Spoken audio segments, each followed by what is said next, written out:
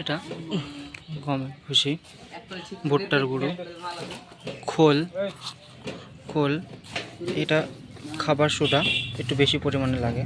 এটা তেল, এই তেলে রোগ প্রতিরোধ ক্ষমতা বাড়ে মুরগির। হলুদ, এটা অ্যান্টিবায়োটিক কাজ করে। আর এই ফিড, এটাকে ধানের গুঁড়োর সাথে মিক্স করে খাবার তৈরি করা হয়। মূলত এইভাবে খাবারগুলো ছিটিয়ে দেওয়া হবে। এটা খোল আমি চারি সাইডে ছিটিয়ে দিলাম 50 কেজি দিল।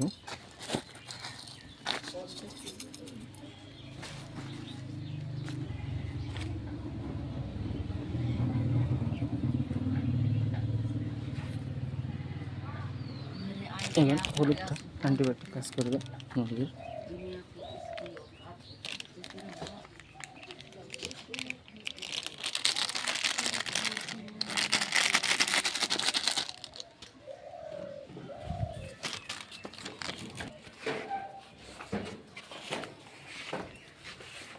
এটা পুরোটাই অ্যান্টিবায়োটিক কাজ করবে।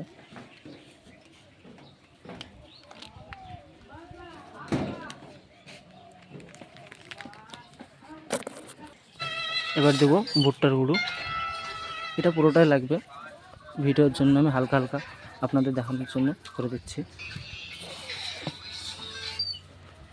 পুরোটা ভুট্টার গুঁড়ো ছিটাতে হবে, এইভাবে তৈরি করতে হবে। এটা ফিড, এটা সোনালি ট্যাটার্স, সোনালি ট্যাটার্স মূলত ওখানে কেজি 4 মতো সোনালি ট্যাটার্স।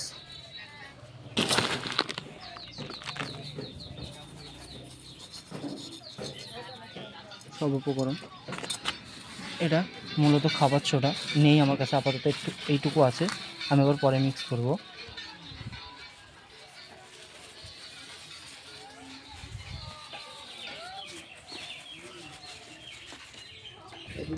এটা তেল, এটাতে মুরগির অনেক রোগ প্রতিরোধ ক্ষমতা বাড়ায়।